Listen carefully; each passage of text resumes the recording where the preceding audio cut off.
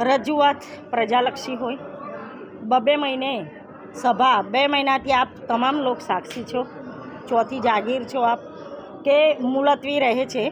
આજે 2 મહિના પછીની આજે ચર્ચાની સભા તો 2 મુલતવી રહી, કામની સભા હતી. કામમાં તમે જુઓ કે આજે જ હમણાં જ આ કામ અમને આપ્યા છે, હું તમને આપું છું. આ કામો અત્યારે અમે જ્યારે બેઠક ચાલુ થઈ ત્યારે એમણે કામો આપ્યા છે અને સીધું એ કામ ઉપર એમ કે છે કે મંજૂર કરી દઈએ.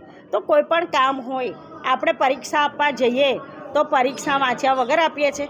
તો આ પણ પરીક્ષા છે. તમે એમઓયુ કર્યું નથી, તમે પ્રેઝન્ટેશન બતાવ્યું નથી અને તમે અહીંયા સીધું કામ લઈને આવો છો. તો આ 76માંથી કોઈને પણ આના વિશેનું કશું નોલેજ હોતું નથી. હવે એ નોલેજ વગર કેવી રીતે કામ પાસ કરવું? અમે તો કંઈ ચિઠ્ઠીના ચાકર તો છે નહીં કે તમે ચિઠ્ઠી મોકલીને અમે યસ કરીને મોકલી દીધું. એટલે અમારા સાથી કોર્પોરેટર છે બેન, અમે એમાં વોટિંગ કર્યું, કારણ કે અમે પહેલાં તો એવું કીધું કે ભાઈ કામ વાંચવાનો સમય આપો. કામો પણ ચેરમેન એમની કેબિનમાં રાખે છે, કામો પણ, અને સમય ના આપ્યો વાંચવાનો તો અમે વોટિંગ કરાવ્યું. તો અમારા સાથી કોર્પોરેટર બોલ્યા કે ભાઈ તમારે આવું જ કરવું હતું તો પછી નાટક શું કરવા કર્યું? હવે આની અંદરથી એ લોકોને ખોટું લાગી ગયું. તમને આ બાબતે ખોટું લાગે છે તો તમને એવી બાબતે પણ ખોટું લાગવું જોઈએ કે વડોદરા શહેર એ સંસ્કારી નગરી છે, એને ખાડોદરા નામ આપી દીધું, એને મચ્છર નગરી નામ આપી દીધું. આજે પણ પ્રી મોન્સૂન કામગીરી એ 50% બાકી છે.